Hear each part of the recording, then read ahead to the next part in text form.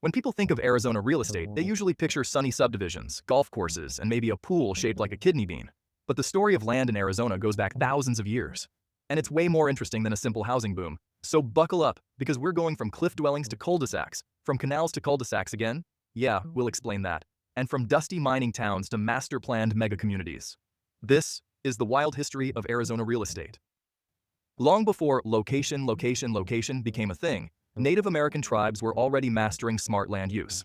The Hohokam people, who lived in central Arizona over 1,000 years ago, built hundreds of miles of irrigation canals. Some of those canals, they're still used today and run under modern Phoenix streets. So yes, your subdivision might literally be built on top of ancient water engineering. No pressure, HOA. Meanwhile, in northern Arizona, groups like the ancestral Puebloans built multi-story cliff dwellings tucked into canyon walls. Natural insulation, protection from invaders, great views. Basically the original luxury condos, minus the elevator. And unlike modern developments, they didn't need a zoning commission meeting to make it happen. Fast forward to the 1600s and 1700s, and now we've got Spanish explorers rolling in with a very different approach to real estate. Land grants.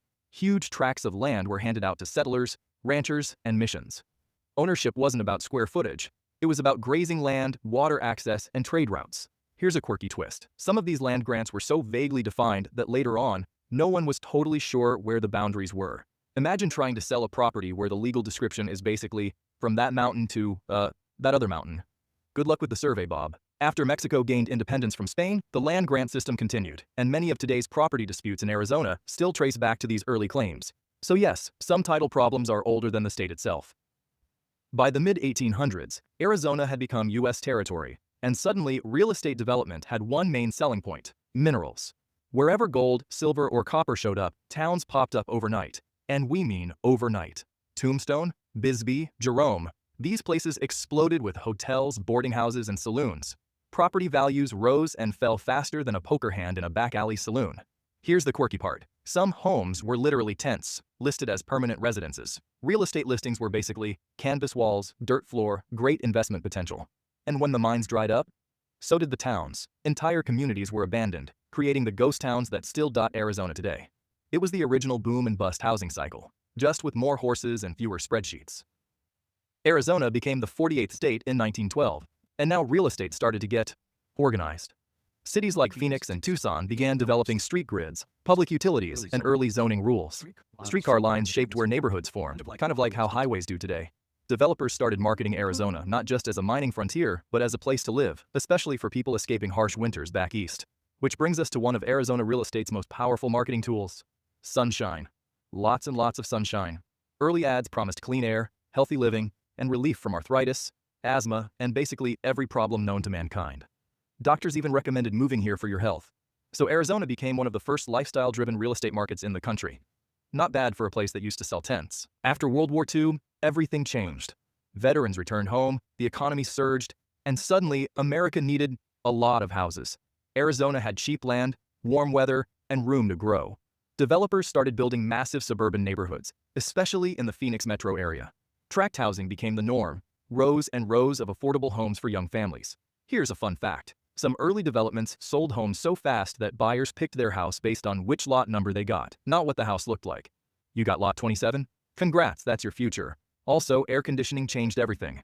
Before AC, summers limited growth. After AC, Phoenix became livable year-round and growth went vertical and horizontal. Suburbs stretched further into the desert, creating the car-centric communities we recognize today. Now here comes one of Arizona real estate's most unique chapters: retirement communities. In 1960, developer Del Webb launched Sun City, one of the first master-planned communities designed specifically for retirees. And at first, people thought it was crazy. A whole city, just for older adults, with golf courses, clubhouses, and no schools? But retirees loved it. Homes sold out fast, and suddenly, Arizona became the nation's retirement capital. Here's the quirky part. Sun City originally didn't allow children to live there full-time. So technically, some neighborhoods were legally kid-free zones. Cue a lot of grandparents very strategically timing their visits. This model spread across Arizona, shaping development patterns that still influence housing demand today, especially in places like Scottsdale, Mesa, and the West Valley. Fast forward to the early 2000s, and Arizona became one of the fastest-growing housing markets in the country. New communities, new highways, new everything. But then, 2008 happened. Arizona was hit hard by the housing crash. Prices fell, foreclosures spiked, and entire neighborhoods were left half-finished. At one point, Phoenix had some of the highest foreclosure rates in the US. It was painful, but it also reshaped the market. Investors bought distressed properties, rental markets expanded, and eventually, recovery began. And when it did, Arizona growth came roaring back. Today, Arizona real estate is defined by massive master-planned communities, job growth, and people relocating from all over the country. We've got tech hubs, manufacturing plants, logistics centers, and yes, still a lot of retirees chasing sunshine. Cities like Phoenix, Chandler, and Queen Creek continue pushing outward, while downtown areas redevelop with condos, mixed-use projects, and urban living options. Ironically, we've come full circle. Modern planners now focus again on walkability, community spaces, and water efficiency. Things the Hohokam figured out 1,000 years ago. History has a funny way of repeating itself, just with better Wi-Fi. So what makes Arizona real estate different? It's always been shaped by three things: water, weather, and opportunity.